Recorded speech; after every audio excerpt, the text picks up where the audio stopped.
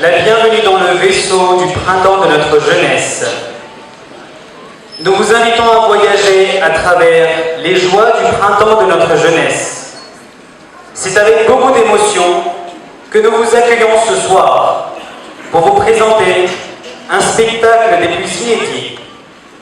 Nous tenons particulièrement, chers invités, à vous faire savourer notre programme afin de mettre en place un meilleur spectacle, un meilleur accueil pour vous.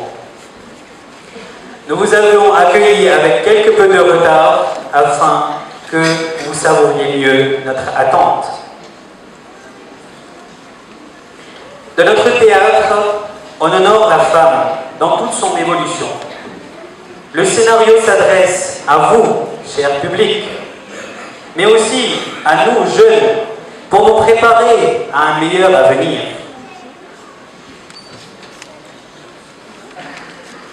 Nous tenons particulièrement à vous informer que les applaudissements sont plus que souhaités pour motiver nos jeunes acteurs. Selon la fatwa de l'Ayatollah Sistani, ceux-ci sont autorisés dans un public mixte. Nous vous remercions d'être venus si nombreux et d'avoir répondu présent à notre annonce. Ensemble, écrivons une nouvelle histoire pour l'avenir de notre jeunesse. Nous vous souhaitons une agréable soirée en notre compagnie. Nous espérons que chacun d'entre vous appréciera les fruits de nos efforts. Merci. Applaudissements s'il vous plaît.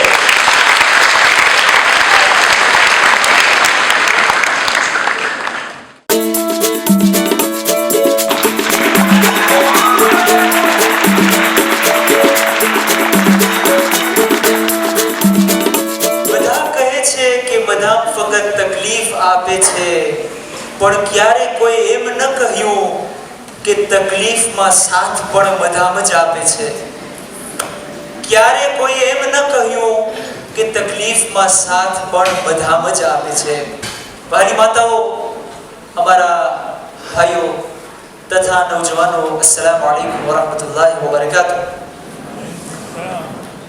આજની આ અનોખી રાત, અનોખા સમય અને અનોખા મોકાની અંદરમાં આપણી કોમના દીકરા દીકરીઓ, આપણા જવાનો, આપણા દીકરા દીકરીઓ જે આપણા માટે એક શાનદાર અને સુંદર પ્રોગ્રામ તૈયાર કર્યો, એની અંદરમાં મુજ સેવકને એટલે કે મને તમારા મનોરંજન માટે, તમારા divertissement માટે અમુક મિનિટ દેવામાં આવી છે કે ઝહીરભાઈ તમે આવજો અને તમને સેન ઉપર ચડવાનું છે. મેં કીધું કોઈના ફોટા પાડવાના છે કે કોઈનો કેમેરા વિડિયો લેવાનો છે યા કોઈનો ઇન્ટરવ્યુ લેવાનો છે? તો કે નહીં, એ બધી વાત તો તમે એરવેસમાં જ મૂકી દો, પણ તમને એ કહે, લોકોને એ કહે હસાવવાનું છે. હવે તમારી સામે જે છે હું હસાવવા માટે આવ્યો છું. એકાદ બે અમુક વાતો કે જે તમને મીઠી પણ લાગશે, અમુક જગ્યાએ કડવી પણ લાગશે. અને મને વધારે ડર તો એ વાતનો છે કે આ છોકરાઓએ મારી સામે મા બહેનોને રાખી છે, એટલે જો અહીંયાથી જોડાના ઘા આવ્યા તો પહેલા મને લાગશે. બહેતર હતું કે આપણા ભાઈઓ જે ઉપર બેઠા છે એ લોકોને અહીંયા ધોવામાં રાખ્યા હોત તો મને જરાક છાતી ભરેલી હોત. પણ તેમ છતાં, કારણ કે કાલે 8 માર્ચ જૂને મુજબ ફામનો દિવસ છે, એટલે ન છૂટકે આપણને ગમતું તો નથી, પણ ન છૂટકે આપણને औरतोने જે છે આગળ રાખી છે દેખાવ માટે, ખાલી ફક્ત દેખાવ માટે. માતાઓ, બહેનો, અમારા જવાનો, હકીકતમાં વાતો જે કરવાની છે એ ખાસ કરીને તો મિયા બીવીના જીવન ઉપર અમુક એકાદ બે વાતો તમારી ખિદમતમાં પેશ કરવી છે મારે. તમને ખબર છે કે આ કુપલની જે જિંદગી હોય છે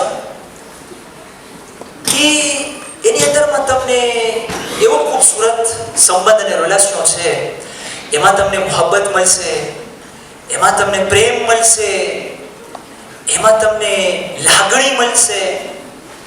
પણ સાથે સાથે કહેતો જાઓ, એની અંદરમાં તમને કજિયા પણ મળશે, એની અંદરમાં તમને હસદ પણ મળશે, અને એની અંદરમાં પણ કંકાસ મળશે. હવે ખૂબીની વાત ત્યાં છે કે આ મિયા બીવી લોકો એમની જિંદગી દરમિયાન આ કજિયાને કેવી રીતના નિભાવે છે. ખરો મુદ્દો એ છે, કોઈ સાથે શાદી કરી લેવું, કોઈની સાથે જીવન વિતાવવાનો નિર્ણય લઈ લેવો ફક્ત કાફી નથી. અને એ તો સહેલી વાત છે. ફલાણાને ફલાણી ગમી ગઈ, ફલાણીને ફલાણો ગમી ગયો, માગું નાખી દીધા ને પતી ગઈ વાત. પણ ખરી જિંદગીનો અસલ મકસદ તો એ નિકાહ પછી શરૂ થાય છે. હવે મારે તમને એકાદ વાત કરવી છે. હવે તમને ખબર છે કે ઓરતો સામે બેઠી છે, મને અમુક વાતો પેશ કરવી છે. જો તમને પસંદ આવે તો તાળીઓથી વધાવજો, અને જો પસંદ નહીં આવે તો પછવાડાના બાયણામાંથી હાલ્યો જઈશ. દાંપત્ય જીવન કુટુંબના જિંદગીની અંદર એક મિયા બીવી હતા. એક દિવસ જમવા બેઠા.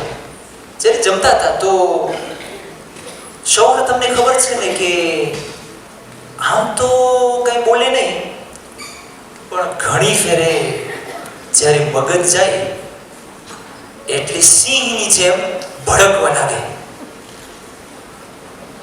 તો મિયા બીવી બેઠા હતા જમવા માટે, અને અહીંયા શૌહર થાયકો પાયકો ખામેથી આવ્યો હતો. જમતો તો ને જમતા જમતા ચાવલમાંથી કાંકરી મોઢામાં આવી. હવે તમને ખબર છે ને, બિરયાની હોય કે કુકડાનું શાક હોય કે જે હોય, પણ જ્યારે ઇન્સાન ખાતો હોય ને મોઢામાં કઈ હાટકી આવે કે કાંકરી આવે એટલે બધી મજા બરબાદ. તો આ ભાઈ સાહેબ એક તો થાકી પાકીને ગજિયા કરીને આવ્યો હતો, અને અહીંયા બિરયાની મજાની સરસ ઘરવાળીએ બનાવી હતી. એટલે જોઈને તો પેલા થાક ઉતરી ગયો અને તરત જ જમવા બેસી ગયો. ભાઈ સાહેબ જ્યારે ખાતો તો ખાતા ખાતા કાંકરી આવી, ગુસ્સામાં બોલ્યો, ખુદાએ અવળી બે મજાની મોટી આંખ દીધી છે, કાંકરી નથી વીણી શકતી. હવે આવા સિચ્યુએશનમાં ઘરવાળી શું કરે? તમે જોતા નથી ને હું આખો દિવસ કામ કરું છું ને ફલાણું ટીકડું. આ ઘરવાળી એમ ના કર્યું. એને શું કર્યું? એને ધીમા ને મીઠા અવાજમાં કીધું, ખુદાએ મજાના 32 દાંત આપ્યા છે, કાંકરી નથી ચાવી શકતા.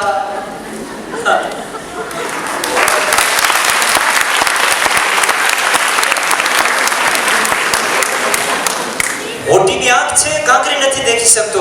ઘરવાળી મીઠાશથી કહી દીધું, 32 મજાના દાંત છે, એ કાંકરી નથી ચાવી શકતા.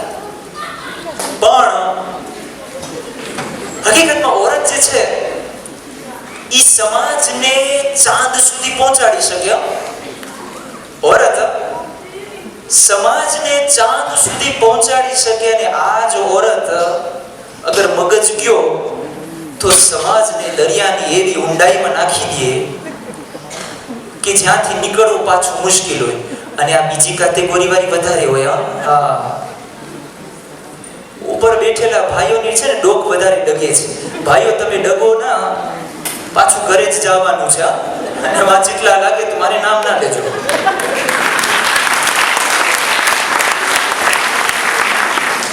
ખરેખર ઓરતોની જે અમુક આદતો હોય, અમુક કેરેક્ટર હોય, ઘણી વાર આપણે એને જોઈને આપણે વિચાર આવે કે આ શું હતું ને શું થઈ ગયું.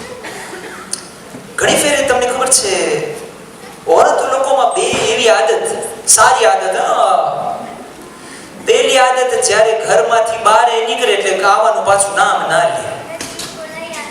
બીજી આદત, જ્યારે ફોનમાં ચોટે એટલે ઊભી ના રહે. અમુક જમાનામાં તો ધણી બાડીના કજિયા આના જ લીધે થતા. મહિનાભરમાં જ્યારે લાંબી ફેક્ચર નીકળે એટલે ઓલો પૈસા ગુસ્સે. પછી તો જરાક સહુલિયત આવી ગઈ ને ઓરેન્જ વાળા હોય કે તેલમાં વાળા હોય એ વખતમાં એરટેલ હજી હતું નહીં, આધાફોનથી ચાલતું કામ. તો રાતના સમયે મફત ફોન હતા એટલે ઓલી ધણીને પડતો મૂકે અને ફોનને જોડે, એ જ ચાલતું. પછી તો દુનિયા એટલી તરક્કી કરી આજે વાઇબરમાં માણસોના ભૂખા નીકળી ગયા છે.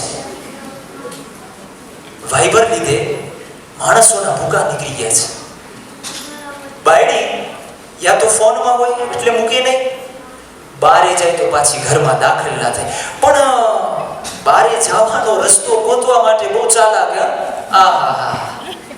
શું કહું તમને, મારો દોસ્ત મને કહેતો હતો કે ભાઈ કે આ બૈરા હોય કે આપણને ઘણી ફેરે કે ધોરા દિવસે તારા દેખાડે. મેં કીધું કામ શું થયું? તો કે હમણાં 2 દિવસ પહેલા મારી ઘરવાળી કે મને કે સાંભળો, હું જરાક સામે પાડોશમાં 5 મિનિટ માટે જાઉં છું.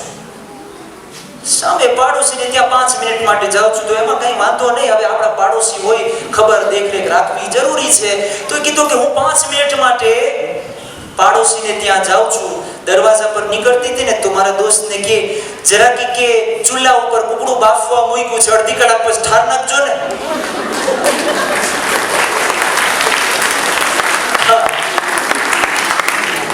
5 મિનિટ માટે જવાની રજા અડધી કલાક પછીનું કામ સોંપી ગઈ. બોલો, એટલે એ ક્યારે આવી હશે ને કેટલા વાગે આવી હશે ને પછી ઘરમાં શું કજિયા થયા હશે એ તો ખુદાને માલુમ. તો આવી બધી વાતો જે છે ને ઘણી ફેર આપણને જિંદગીમાં બને. અને આપણે ઘણી ફેરે ઓરતોનો જે મગજ હોય, હવે ઓરતોને જ્યારે કાંઈ ખપે એટલે રાત દિવસ મગજ એમાં જ કામ કરતો હોય, અને જ્યારે કાંઈ ના ખપે એટલે જ્યારે નો હોય એટલે છે નો, અને જ્યારે કાંઈ ખપે એટલે ઓલા ધણીને આખો શીશામાં ઉતારી નાખે. એક ફેરે જે છે ઓરત ઘરના સહેનમાં બેઠી હતી, લકુરમાં બેઠી હતી, અને બિચારો એક અગરબત્તી વેચવા વાળો આવ્યો. હવે તમને ખબર છે ને, વેપારી હોય તો જાતના પબ્લિસિટી કરતા હોય. એ કે બાય આ મજાની અગરબત્તી લઈ લ્યો. તો કીધું તારી અગરબત્તીમાં ખૂબી શું? તો કે બાય તમારા ઘરે 1210માં ઘર સુધી સોરમ જશે. તમારા ઘરે 1210માં ઘર સુધી સોરમ જશે. ઘરવાળીને લેવી નહોતી, ઓરતે કહી દીધું કે ભાઈ પાડોશમાં વેચી આવ ને, હું બેઠી બેઠી સોરમ લઈશ.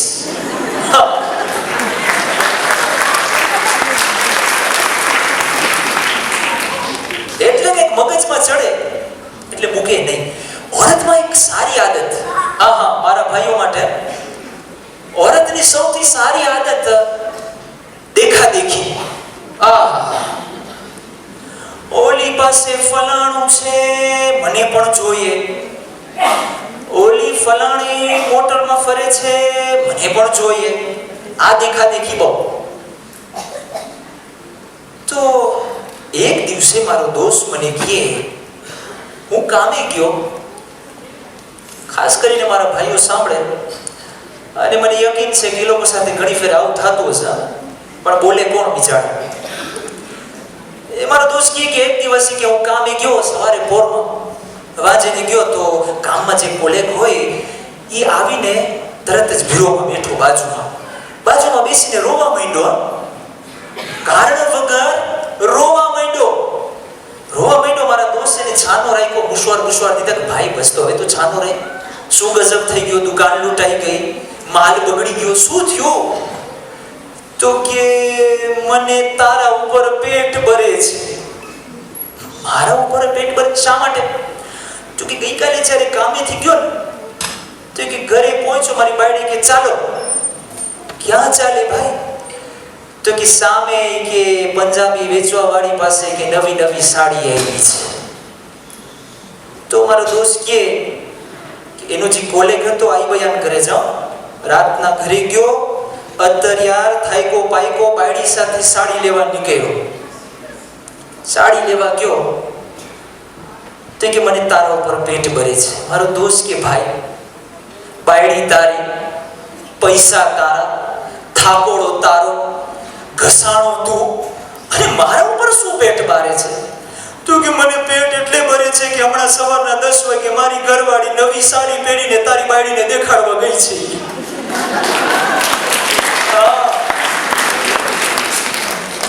તારે 5000 ના ભૂકા નીકળવાના છે. હા, એટલે દેખા દેખી બહુ. પણ ઘણી ફેરે છે ને, ઓરે તો મેં કીધું ને સારી આદત બહુ. હું વધારે બોલવામાં હચકાવું છું, તમને ખબર છે ને. મેં તમને હમણાં કીધું હું સામે જ બેઠો છું, સામે જ ઊભો છું. અહીંયાથી કોઈ મારી મા બેન ઊભી થઈ ગઈ તો મને ભાગવું પડશે. પણ હકીકતની વાત, આવી નાની નાની વાતોની અંદરમાં સચ્ચાઈની સાથે સાથે આપણને હસવાનું પણ મળે. ઓરતોમાં એક ખૂબી, આપણે કહીએ ખૂબી, એક ખૂબી એ છે કે ઓરતોમાં ઓબ્ઝર્વેશન બહુ હોય.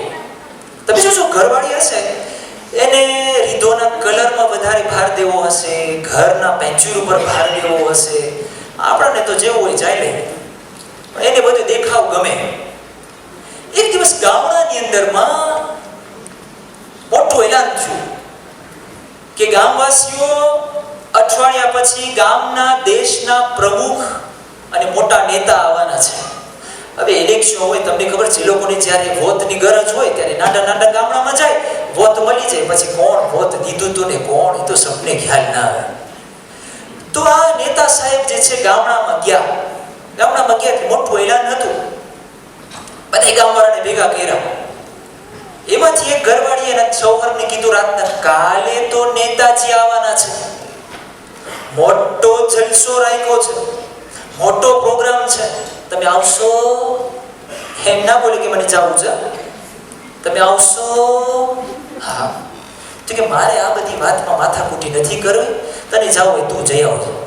એ જ વાત જોતી હતી. સવાર પડી, મોટો બધો ઓર્ગેનાઇઝેશન હતો. આ એટલો મોટો ઓર્ગેનાઇઝેશન ગામડામાં કોઈ થયો નહોતો. ઘરવાળી ગઈ, રાતના પાછી આવી. બોલો, રાતના પાછી આવી. તો શોહર જો આવી ગઈ. હા, આવી ગઈ. તો કીધું, નેતાજી શું બોલ્યા? પ્રવચનમાં ભાષણ તો કર્યું હશે ને, શું બોલ્યા, શું સંદેશો દઈ ગયા? તો કે તમને ખબર છે માણસ આવ્યો તો? નાના છોકરા હતા, જવાનો હતા, સ્કૂલમાંથી વિદ્યાર્થીઓ આવી ગયા. હા, એ તો બધું ઠીક, પણ નેતાજી શું બોલ્યા? તમને ખબર છે નેતાની ખુરશી સોનાની ખુરશી ઉપર બેઠા હતા, અને ડેકોરેશન જાતિ જાતની બધી વગડતી હતી, મ્યુઝિક વગડતા હતા, શેરા પહેરાતા, ફૂલના ઘા ઉપરથી પડતા હતા. કીધું એ બધી વાત પછી ઘર છે, ઈ તો બોલ નેતાજી શું બોલ્યા? એ કે તમને શું વાત કરું? એક પીલીએ થાંભલા હતા ને, એક થાંભલામાં તેલે રાખેલા હતા. એ આપણને નેતાજીને કે ડોકી લાંબી લાંબી કરીને જોવું ના પડે ને, બરાબર નેતાજી આપણા સામે તેલેમાં હોય. તો કે તેલે બેલેની વાત મુખ બોલ, નેતાજી શું બોલ્યા? હા. ઘરવાળી કે તમને ખબર છે 12 વાગે બધાને મફત જમવાનું દીધું, બિરયાની હતી, સાથે મોટી મોટી 4 ટાંકીઓ છાસની. મેં તો 4 ગ્લાસ પીધા. અરે તે જેટલા ગ્લાસ પીધા હોય મારી માં મને ઈ કે નેતાજી શું બોલી ગયા? ઘરવાળી કે આ બધું જોવામાં નવરી થાવ તો સાંભળો ને, નેતા શું બોલ્યા?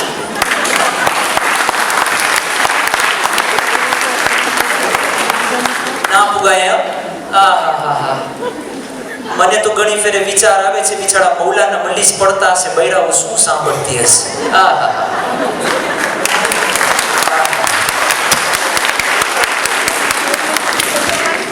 હકીકતમાં વાત આ દાંપત્ય જીવનની વાત છે ને, બીજી એકાદ બે વાત કરી, નકર તમે મારાથી વધારે કંટાળી જશો. એક ફેર જે છે શોહરને પોતાની ઘરવાળી જમવા બેઠા હતા. તો જમતા ઘરવાળી રોવા માંડી. બોલો, જમતા જમતા રોવા માંડી અને કહે, તમે તો હવે મને કે પ્રેમ નથી કરતા. હે? ઓલો ધણી બિચારો હેપતાઈ ગયો. અને જમવા ટાઈમે ક્યાં પ્રેમ ઈશ્ક મોહબ્બતની વાત સૂજે છે, અહીંયા પેટ બોલે છે. તો કે કાં શું થયું? તો કે પહેલા છે જ્યારે નવી નવી પૈણીને આવી હતી તો તમારી સાનીમાંથી ખાવાનું લઈને મને ખવડાવતા હતા. હવે તો કઈ નામો નિશાન નથી, બધું એકલા એકલા ખાઈ જાઉં છું. હા, તો ધણી આસ્તેકથી માથું નમાવીને બોલ્યો, કે એમાં પ્રેમ ઓછો થઈ ગયાની વાત નથી.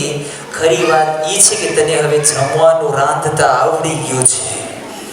પેલા નહોતું આવડતું એટલે મારાથી ઘરે નહોતું ઉતરતો ત્યારે મોઢામાં નાખતો હતો.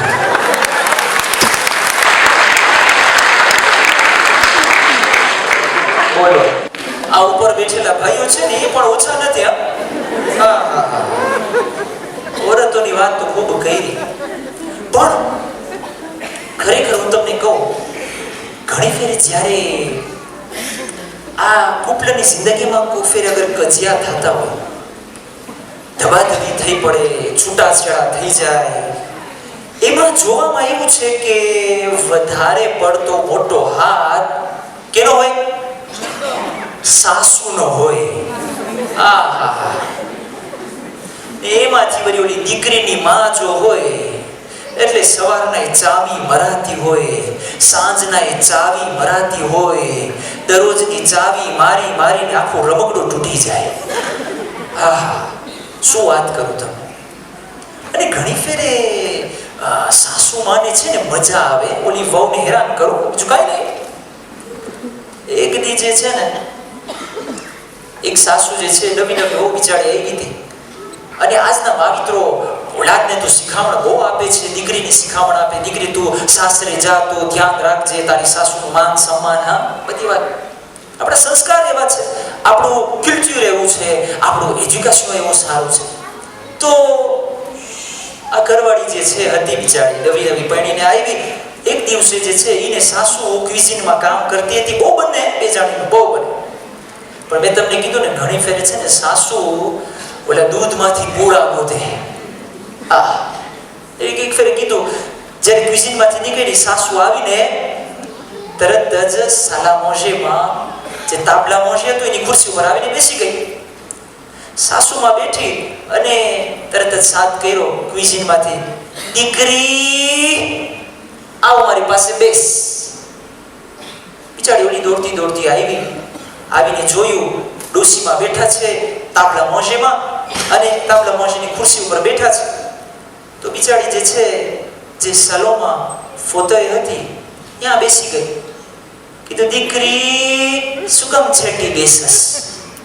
બાજુમાં. તો કે મારી મમ્મીએ કીધું છે ને, શિખામણ દીધી છે, દીકરી હંમેશા તારો પોઝિશન તારી સાસુ કરતા નીચો રાખજે.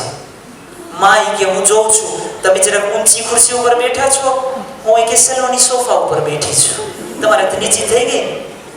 તો કે હા, બહુ સારી વાત કરી દીકરી, કેવું મીઠું બોલેસ. પણ દીકરી જો હું કે સોફા ઉપર બેસું તો તું કેમ કરે? તો કે માં એમાં શું મોટી વાત છે, હું કે ક્વિઝિનમાંથી તાબુરે લઈ લઈશ, એમાં બેસી જઈશ, તમારાથી નીચી થઈ ગઈ. તો એ ડોશીમાં પાછા ના વરે. દીકરી હું તાબુરેમાં બેસું તો કે માં એમાં ક્યાં મોટી વાત છે, હું જમીન ઉપર બેસી જઈશ, તમારાથી નીચે તમારે બેસવું ને, હું નીચે બેસી જઈશ જમીન ઉપર. તો એ ડોશીમાં પાછા ના વરે. ડોશીમાં કહે, દીકરી હું જમીન ઉપર બેસું તો કે માં કે હું એમ કરીશ, સલોમાં ખાડો કરી 1 મીટર નીચો ખાડો, એમાં બેસી જઈશ, તમારાથી નીચે તમારે રહેવું ને. પણ તોય ડોશીમાં પાછા ના આવ્યા. ડોશીમાં કે દીકરી જો હું કે ખાડામાં બેસું તો વહુનો મગજ ગયો. દીકરીએ કીધું, માઈ કે ત્યારે હું એમ કરીશ, ઉપરથી માથે ફાંસી નાખી દઈશ.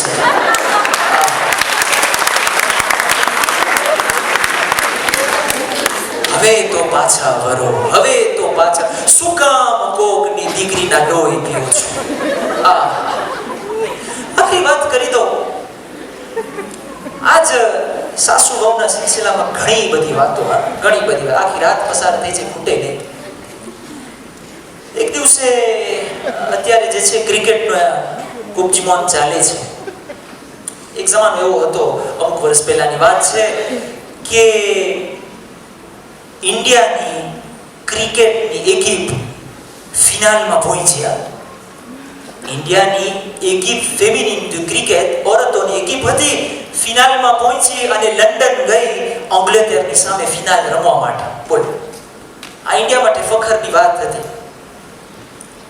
તો શરૂઆત જ્યારે શોની શરૂઆત થઈ એટલે મામલો ગંભીર થઈ ગયો. શું થયું?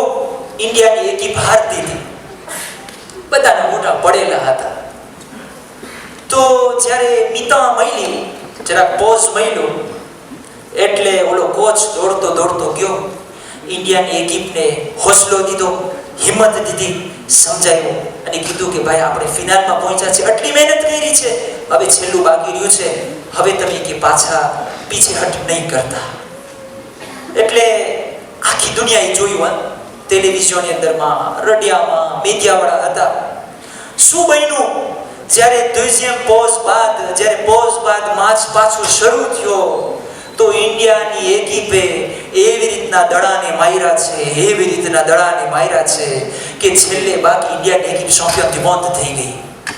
જ્યારે આવો સિચ્યુએશન બદલાઈ ગયો તો મીડિયાવાળા, તમને ખબર છે, દોડતા ગયા કોચ સાહેબ પાસે.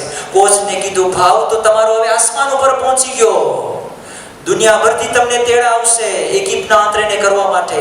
કીધું કાં શું થયું? તો કીધું કે જ્યારે પોઝના પહેલા ભાગમાં આ ઇન્ડિયાની ટીમ હારતી હતી, પોઝના બીજા ભાગમાં જીતીને કૂપ લઈ ગઈ. એ તો બતાવો, તમે આ છોકરીઓને, આ ઓરતોને શું તમે એવી હિંમત દીધી? તો કીધું હિંમત કાંઈ નહોતી, પણ મારે શું કહેવું? મેં આ બધી ઓરતોને ભેગી કરીને ફક્ત એટલું કીધું, જ્યારે ઇંગ્લેન્ડની એકિપ દડો ઘા કરે તો મગજમાં એટલું રાખજો, આ દડો નથી, તમારી સાસુનું માથું છે. ઈ સમજીને દડાને એવા માર્યા છે.